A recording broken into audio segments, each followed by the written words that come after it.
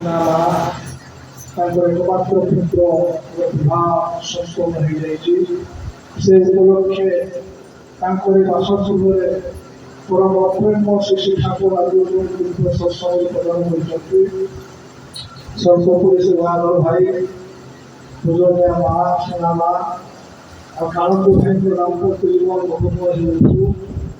ସେତିକି ମୋର ପ୍ରିୟ ପରମ ପ୍ରାର୍ଥନା ଭୋଜନ କରେ। ସତ୍ସଙ୍ଗ ପରିଚାଳନା ହେଉଛନ୍ତି ଶ୍ରୀ ଠାକୁରଙ୍କର ଯାଦବ କହିଲେ ମୂର୍ତ୍ତି ପ୍ରତିମ ଅତି ସହଜ ବ୍ୟକ୍ତିତ୍ୱ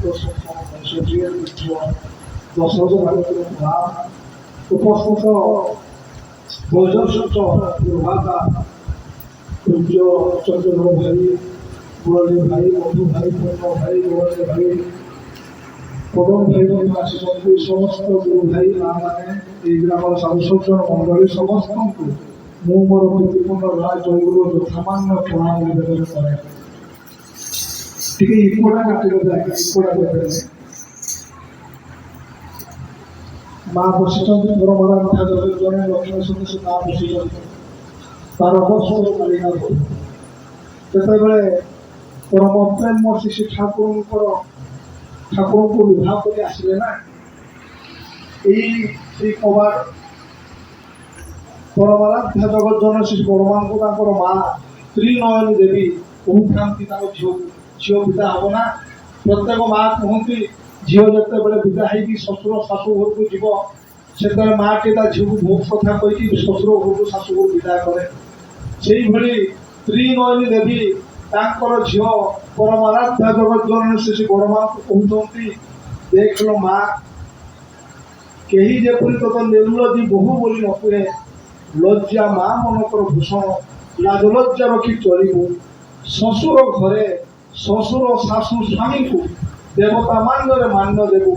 ଦିଅର ନଣନ୍ଦକୁ ଖୁବ୍ ଭଲ ପାଇବୁ। ତୁମର କର୍ମ ଦୋଷରେ ତୁମର ପିତାମାତାଙ୍କ ନିନ୍ଦା ଯେପରି ଶୁଣିବାକୁ ନ ମିଳେ।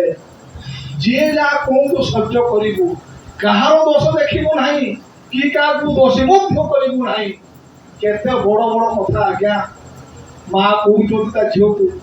ଯଦି ଏଇ କଥାକୁ ପ୍ରତ୍ୟେକ ମା ମାନେ ପରିପାଳନ କରି ଚାଲନ୍ତି ନା ତାର ପ୍ରତ୍ୟେକ ଘର ଆଜ୍ଞା ବୈକୁଣ୍ଠପୁର ପାନ୍ତଳିତ ହେଇଉଠିବ। କେତେ ବଡ଼ ବଡ଼ କଥା ମା କହୁଛନ୍ତି। କଣ କହିଲେ କହିଲେ ମା କାହାର ଦୋଷ ଦେଖିବୁ ନାହିଁ କି କାହାକୁ ଦୋଷୀ ମଧ୍ୟ କରିବୁ ନାହିଁ। ଜୀବନ ସାରା ବିତି ଯାଇଛି ପରମାରାଧ୍ୟ ଜଗଜ୍ଜନ ଶ୍ରୀ ବଡ଼ମାଙ୍କର କାହାର ଦୋଷ ଦେଖି ନାହାନ୍ତି କି କାହାକୁ ଦୋଷୀ ମଧ୍ୟ କରିନାହାନ୍ତି। এই ପରମ ପ୍ରେମ ଶ୍ରୀ ଠାକୁର ପ୍ରେମର ପୁରୁଷ ସମସ୍ତଙ୍କୁ ଭଲ ପାଆନ୍ତି। କାହାକୁ ସେ ରିକ୍ତ ହସ୍ତରେ ଫେରେଇବାକୁ ଚାହାନ୍ତି ନାହିଁ। ଏତେ ପ୍ରେମ ପୁରୁଷ ଯେ ସେଦିନ ଭିକାରୀଟିଏ ଆସି ମାଗିଛି ଠାକୁର ମୋତେ ଗୋଟେ ଧୋତି ଟିଏ ଦିଅନ୍ତୁ। ପରମ ପ୍ରେମ ଶ୍ରୀ ଠାକୁର ଧୋତିଟିଏ ପିନ୍ଧିଥିଲେ ଗାମୁଛାଟି କାନ୍ଧରେ ପକେଇଥିଲେ ଗାମୁଛାକୁ ପିନ୍ଧିକି ଧୋତିକି ଖୋଲିକି ଦେଇଦେଲେ। ଏଇ ହେଉଛନ୍ତି ଠାକୁର। ସେଦିନ ପରମ ପ୍ରେମ ଶ୍ରୀ ଠାକୁର ହିମାଳୟପୁରରେ ଘଟଣାଟିଏ ପାଖ ଗାଁର କେଉଟପଡ଼ାର ଗୋଟେ ମାଆଟିଏ ଆସିଛି ପରମ ପ୍ରେମ ଶ୍ରୀ ଠାକୁର ବୋଲି ଠାକୁର ଦାଦା ଠାକୁର ମୋତେ ଟିକେ ଦୟା କରନ୍ତୁ। ମୋର ପୁଅଟା ରୋଗଗ୍ରସ୍ତ ହେଇଛି। ଏ ପୁଅର ବାପାଟା କହୁଛି ପୁଅକୁ ଏଇ ସହରରେ ଭଲ କରିକି ଆଣିବ। ପାଖରେ କିଛି ପଇସା ପତ୍ର ନାହିଁ। ଦୟାକରି ଆପଣ କିଛି ପଇସା ପତ୍ର ଦିଅନ୍ତୁ। ମୁଁ ପିଲାକୁ ଏଇ ସହରରେ ଟିକେ ଭଲ କରିକି ଆଣିବି। ପରମ ପ୍ରେମ ଶ୍ରୀ ଠାକୁର କହୁଛନ୍ତି ଆରେ ଭାବୁଛନ୍ତି ମୋ ପାଖରେ କିଛି ନାହିଁ ଏ ମାଆକୁ ମୁଁ କେମିତି ବା ଫେରେଇବି କେମିତି ରିକ୍ତ ହସ୍ତରେ ମାଆକୁ ବିଦା କରିବି। ମନେ ପଡ଼ିଯାଇଛି ବଡ଼ମାଙ୍କର କାନ ଫୁଲର କଥା। ଚାଲି ଯାଇଛନ୍ତି ବଡ଼ମାଙ୍କର ସମାନ କକ୍ଷକୁ ଏବଂ ବଡ଼ମା ଶୋଇଥିବା ଅବସ୍ଥାରେ ଧୀରେ ଧୀରେ କାନ ଫୁଲଟାକୁ ଫୁଲୁଛନ୍ତି।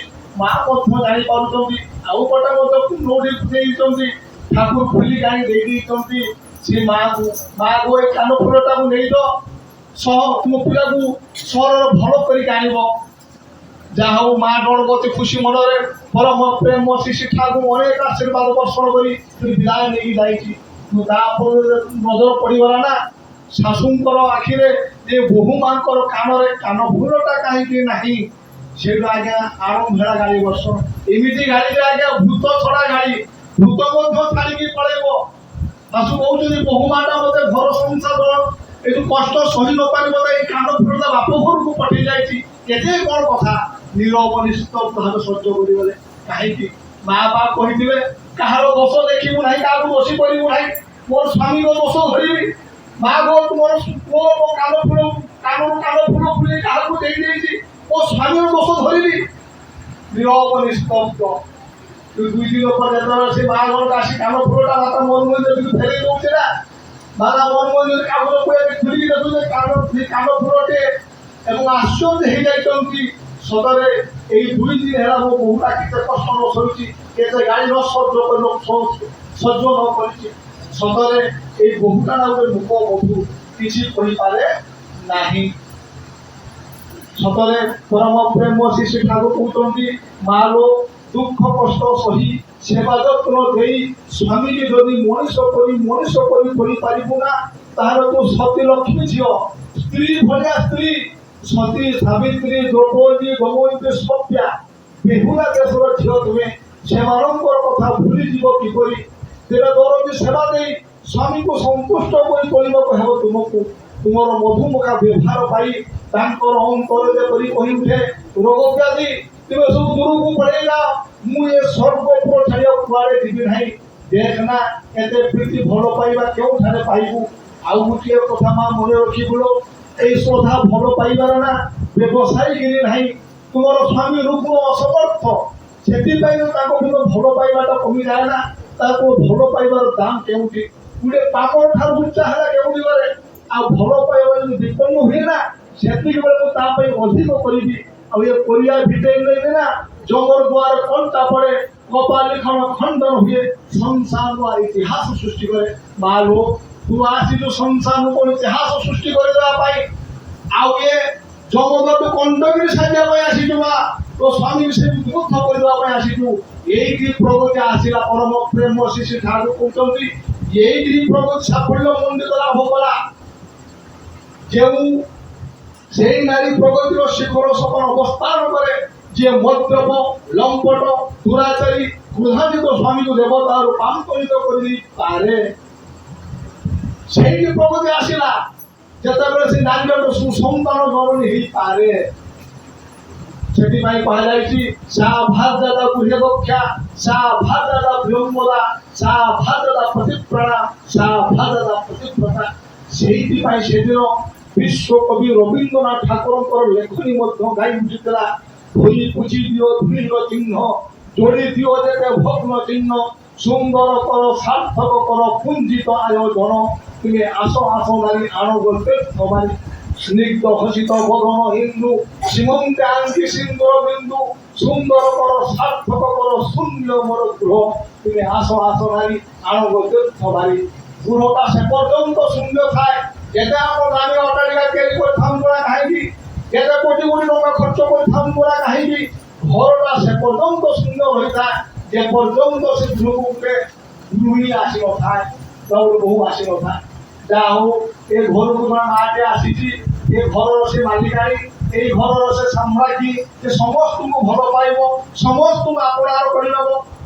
ଏମିତିକି ତାର ଶ୍ୱଶୁର ଶାଶୁ ମଧ୍ୟ ତାର ମତାମତ ନେବା ପାଇଁ ଚାହିଁବେ, ଏ ବୋହୂଟାର ମତାମତ ନେବା ପାଇଁ ଚାହେଁ। ସେଇଠି ନାରୀ ସ୍ୱାଧୀନତା ମୂର୍ତ୍ତିମନ୍ତ ହେଇ ଉଠିଲା। ପରମ ପ୍ରେମ ଶିଶୁ ଠାକୁର କହୁଛନ୍ତି, ନାରୀ ସ୍ୱାଧୀନତା ମାନେ କଣ ରେ? ନାରୀ ସ୍ୱାଧୀନତା ଆମେ ନାରୀ ସ୍ୱାଧୀନତା ପ୍ଲେକାର୍ଡ ଧରି ବୁଲି ବୁଲନ୍ତି, କେତେ ବଡ଼ ଆଳ ଆନ୍ଦୋଳନ କରନ୍ତି, ତାହା ନୁହେଁ। ପରମ ପ୍ରେମ ଶିଶୁ ଠାକୁର କହୁଛନ୍ତି, ଆମ ଦେଶର ସତୀତ୍ୱ ଖୁବ ଆଦର ଥିଲା, ଦିନ ଥିଲା। ଆମ ଦେଶର ନାରୀମାନେ ସ୍ୱାମୀଙ୍କ ବିହୁନେ ବଞ୍ଚିବା ଅପେକ୍ଷା ସ୍ୱାମୀଙ୍କ ସହିତ ଚାଲିଯିବାକୁ ଉଚିତ ମଣୁଥିଲେ ଏବଂ କରୁଥିଲେ ମଧ୍ୟ କାହିଁ। ପରମ ପ୍ରେମ ଶିଶୁ ଠାକୁର କହୁଛନ୍ତି, ଏହି ମରିଯିବାର ବୁଦ୍ଧିର ମୁଁ ପ୍ରଶଂସା କରୁନାହିଁ, କିନ୍ତୁ ୟା ପଛରେ ଥିବା ଅନୁରାଗ ତୀବ୍ରତା, ତାହା ହିଁ ହେଉଛି ପରମ ଅମୃତ। ଏ ଏକନିଷ୍ଠ ଭକ୍ତି ଶ୍ରଦ୍ଧା ଭଲ ପାଇବା ମଣିଷକୁ ଜନ୍ମ ମୃତ୍ୟୁର ଉର୍ଦ୍ଧ୍ୱକୁ ନେଇଯାଇପାରେ। କିନ୍ତୁ ତା ବଦଳରେ ପାଶ୍ଚାତ୍ୟ ଦେଶ ନାରୀ ସ୍ୱାଧୀନତା ଆମ ଦେଶର ଝିଅମାନଙ୍କ ପାଖରେ ପରମ ଲୋଭନୀୟ ମନେ ହେଇଛି। ଆମ ଦେଶର ପୁରୁଷମାନଙ୍କର ମନ ଦୁଃଖ ହେଲେ ଘରେ ଆସି ଟିକେ ପାଟିତୁଣ୍ଡ କରି ମନର କିଛି ଦୁଃଖ ସ୍ତ୍ରୀ ପାଖରେ ବି ଆନନ୍ଦ ଅନୁଭବ କରନ୍ତି। ସ୍ତ୍ରୀ ମଧ୍ୟ ତା ବୁଝେ, ପାଟିତୁଣ୍ଡ କରେ ନା, ପରେ ଦୁହେଁ ମିଳିମିଶି ହାସ୍ୟ ରସିକତାର ସଂସାର ଚଳାନ୍ତି। ଏହିପରି ସହି ବହି ଚଳୁ ଚଳୁ ଧୀରେ ଧୀରେ ସେ ସ୍ତ୍ରୀଟା ସେ ସଂସାର ସାମ୍ରାଜ୍ଞୀ ହେଇ ଉଠେ। ସେତେବେଳେ ଶ୍ୱଶୁର ଶାଶୁ ସ୍ୱାମୀ ତାର ମତ ବିନା କିଛି ହିଁ କରନ୍ତି ନାହିଁ। ଏଇଭଳି ଗୋଟେ ସଂସାର ଅଧୀନ ହୋଇ ଭଲ ପାଇ ସେବା ଦେଇ যত্ন দেই সমস্তকে আপনার করে নেই যে আধিপত্য স্বাধীনতা অর্জন করা যায় না তারই মধ্যে নারী স্বাধীনতা মধুময় হয়ে উঠে cooperative interdependable serviceable run of life is liberty পারস্পরিকতা সহযোগী সেবাপূর্ণ জীবনের গতি ହେଉଛି ସ୍ୱାଧୀନତା ତାହା ହିଁ ସ୍ୱାଧୀନତା ଏଇ ମା ମାନଙ୍କ ସବୁଠୁ ବଡ଼ ବିଶ୍ୱବିଦ୍ୟାଳୟ ଶ୍ୱଶୁର ଘର କେତେ ଡିଗ୍ରୀ ଡିପ୍ଲୋମା ପରେ ଏତେ ବିଶ୍ୱବିଦ୍ୟାଳୟ କରିଥାନ୍ତା କାହିଁକି ଯଦି ସେ ଡିଗ୍ରୀ ଡିପ୍ଲୋମାକୁ ନେଇକି ଏଇ ଶ୍ୱଶୁର ଶ୍ୱଶୁରଙ୍କର ମଉଳା ମୋର ହସ ଫୁଟେଇ ପାରିଲେ ନାହିଁ ଦିଅର ନଣନ୍ଦକୁ ସେବା ଦେଇ ପାରିଲେ ନାହିଁ ତାହେଲେ ସେଇଠୁ ଶିକ୍ଷା ଲାଭ କରିଛନ୍ତି ନା ସେ ହେଲା ବ୍ୟାଧିଗ୍ରସ୍ତ ଶିକ୍ଷା ସେ ଶିକ୍ଷାର ମୂଲ୍ୟ ହିଁ କିଛି ନାହିଁ ଯଦି ଶ୍ୱଶୁର ଘର ବିଶ୍ୱବିଦ୍ୟାଳୟ ପାସ୍ କରିଗଲା ନା ସେ ପ୍ରକୃତ ବିଦ୍ୟାବାନ ଛାତ୍ରୀ ସେଥିପାଇଁ ପରମ ପ୍ରେମ ଶିଶି ଠାକୁର କହୁଛନ୍ତି ଏ ମା ମାନଙ୍କର ସବୁଠୁ ବଡ଼ ବିଶ୍ୱବିଦ୍ୟାଳୟ ଶ୍ୱଶୁର ଘର ଶ୍ୱଶୁର ଶାଶୁ ଦିଅର ନଣନ୍ଦ ଦା ଦେଢ଼ଶିର ପଡ଼ା ପଡ଼ୋଶୀ ଚାକର ବାକର ଗାଈ ବାଛୁରୀ କୁକୁର ବିଲେଇ ଏମିତି ଗହଣତା ସମସ୍ତଙ୍କୁ ଦେଇ ସମସ୍ତଙ୍କ ସେବା କାର୍ଯ୍ୟରେ ସଂସାର ସବୁ ଦିଗରେ ସମସ୍ତଙ୍କୁ ସନ୍ତୁଷ୍ଟ କରିବା ଛୋଟିଆ କଥା ନୁହେଁ ଅଳସ ରହିଲେ ହେବ ନାହିଁ ବଦ ବିଦାୟକୁ ବିଦାୟ ଦେବାକୁ ହେବ ହୀନମନ୍ୟତାକୁ ବାଦ ଦେଇ ପ୍ରସନ୍ନ ଚିତ୍ତରେ ସଶ୍ରଦ୍ଧ ଭାବରେ ଗୁରୁଜନଙ୍କର ଶିକ୍ଷା ଶାସନକୁ ମଥା ପାତି ଦେବାକୁ ହେବ ତେବେ ଯାଇ ମା ମାନେ ପାସ୍ କରିବେ ଏଇ ନୂଆ ବୋହୂଟିଏ ଘରକୁ ଆସିଛି ଏମିତି କୁକୁର ବିଲେଇଟିଏ ମଧ୍ୟ ସେମାନେ ବୁଝିପାରନ୍ତି ଜାଣିପାରନ୍ତି ଏ ଘରଟାକୁ ନୂଆ ବୋହୂଟିଏ ଆସିଥିଲେ ଆମକୁ ମାନେ ଖାଇବାକୁ ଦବରେ ଆମ ଆଜି ଧନ୍ୟ ହେଇ ଉଠିଲେ ଆମର ପେଟ ଉପାସ ରହିବ ନାହିଁ ରେ ଗଛଟିଏ ମଧ୍ୟ ଭାବିବ ଆମେ ଶୁଖିକି ମରିଯିବୁ ନାହିଁ ରେ ଆମ ମୂଳରେ ପାଣି ଦେବା ପାଇଁ ଗୋଟେ ଲୋକଟେ ଆସି ଘରକୁ ଆସିଗଲାରେ ସିଏ ଆମ ମୂଳରେ ପାଣି ଦବରେ ସମସ୍ତଙ୍କୁ ସେବା କାର୍ଯ୍ୟ ବଜାଉ ଛୋଟିଆ କଥା ନୁହେଁ ପରମ ପ୍ରେମ ଶିଶି ଠାକୁର ଛୋଟିଆ କଥା ନୁହେଁ ଅଳସ ରହିଲେ ହେବ ନାହିଁ ବୋଧ ବିନାକୁ ବିଦାୟ ଦେବାକୁ ହେବ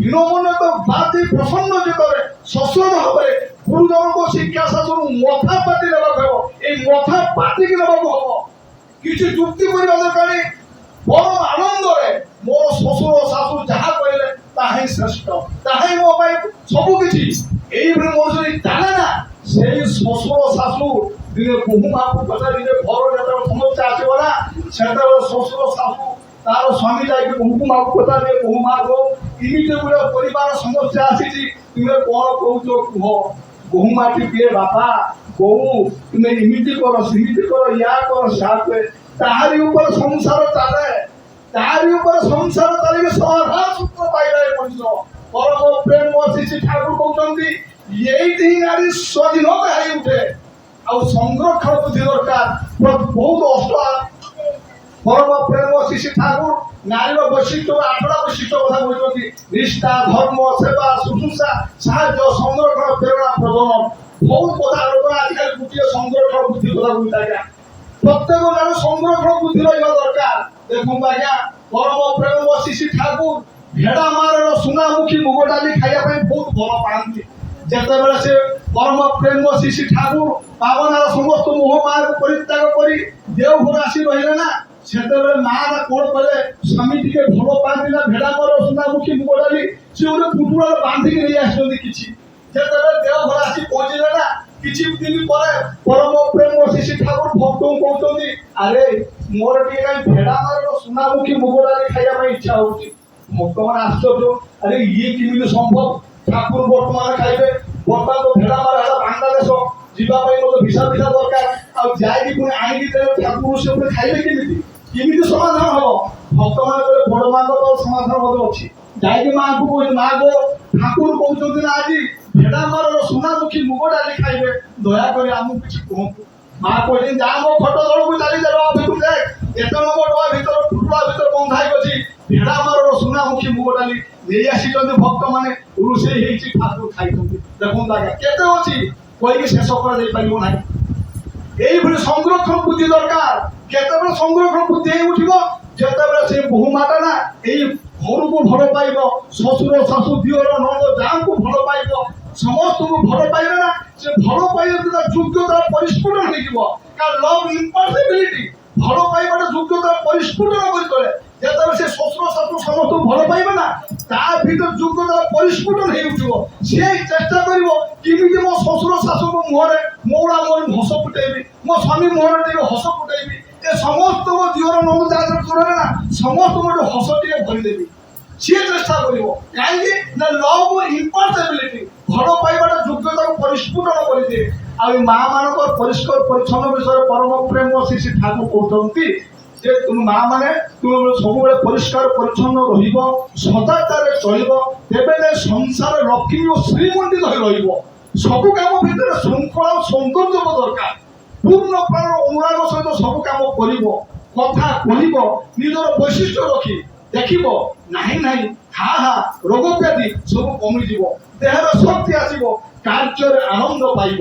ପରମ ପ୍ରେମ ଶିଶି ଠାକୁର କହୁଛନ୍ତି ଏ ମଣିଷ ଯେତେବେଳେ କାର୍ଯ୍ୟ କରେ ନା କାହାକୁ ସନ୍ତୁଷ୍ଟ କରିବା ପାଇଁ, ଏ ଘରର ଶ୍ୱଶୁର ଶାଶୁକୁ ସନ୍ତୁଷ୍ଟ କରିବା ପାଇଁ ମାଟି ଯେତେବେଳେ କାମ କରେ ନା ସେତେବେଳେ ତା ଭିତରେ କାମ করে ସେ ଆନନ୍ଦ ପାଏ, କାମ করে ସେ ଆନନ୍ଦ ପାଏ। ଆଉ ସବୁ କାମ ଭିତରେ ଶୃଙ୍ଖଳା ସୌନ୍ଦର୍ଯ୍ୟ ଦରକାର। ଏମିତିଆ କାମଟେ କରିବି ଯୋଉ କାମଟା କରିସାରିଲା ପରେ ଲୋକମାନେ ଦେଖିବେ କିଏ ସେ କାମଟା କରିଥିଲେ, ସୁନ୍ଦର କାମଟିଏ କରିଛି, ବଢିଆ କାମଟିଏ କରିଛି, ସୁନ୍ଦର। ଆଉ ବେଳେ ବେଳେ ଏମିତି ଲୋକ କାମ କରନ୍ତି, ଲୋକ କିଏ ଏ କାମ କରିଛି ବାବା ଏତେ ପୁଣି ଆଉ ସେ କାମ ଆସି କରିବ, ବୁଝିଲେ। ବହୁତ କଥା ଅଛି ଆଜ୍ଞା, ଅଛନ୍ତି ପୂଜ ଅବସର ଭାଇ ମା ବିଷୟ କରି ବନ୍ଦ